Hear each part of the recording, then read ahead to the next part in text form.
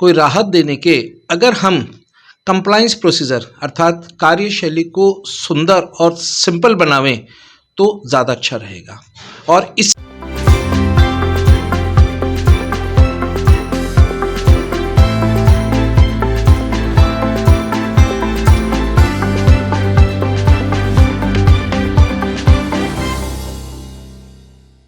जी budget 2023 लोगों को बहुत उत्सुकता थी, आशा थी कि सरकार अपने पूर्ण बजट, क्योंकि अगले साल इलेक्शन है, के अंदर काफ़ी रियायतों की घोषणा करेगी।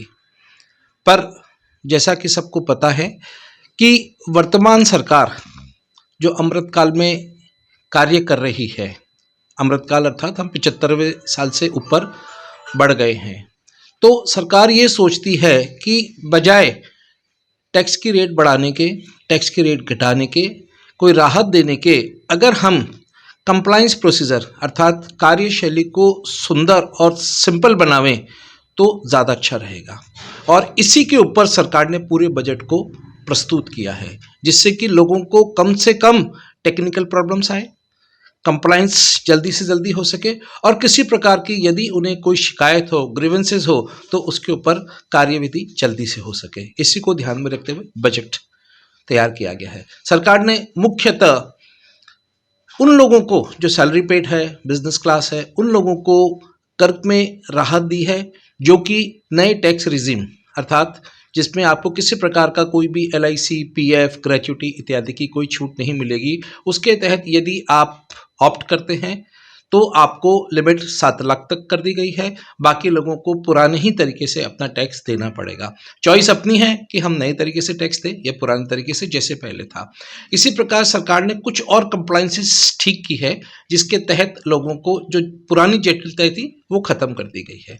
इसलिए बजट को न तो हम अच्छा कहेंगे न बुरा कहेंगे, सामान्य है, लेकिन जिस प्रकार से सरकार कार्यरत है और प्रणालियों को ठीक कर रही है, सिस्टम को ठीक कर रही है, आशा है भविष्य में ये एक इनकम टैक्स जिससे लोगों को डर लगता था वह सिंपल और साधारण तरीके से सहज हो जाएगा। धन्यवाद। मेरा नाम सुनील पोरवाल, चार्टर्ड अकाउंटेंट। जी, आज का बजट मैं कहना चाहूँगा कि बड़ा ही प्रोग्रेसिव बजट है।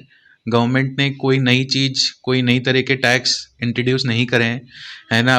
उसके बनस्पत जो सैलरी क्लास है उन लोगों को काफ़ी टैक्स में बेनिफिट दिया है। सैलरीड लोगों के लिए तो ये गोल्डन बजट कहा जा सकता है, क्योंकि उनको टैक्स में काफ़ी रिलीफ मिलेगा इसके बाद।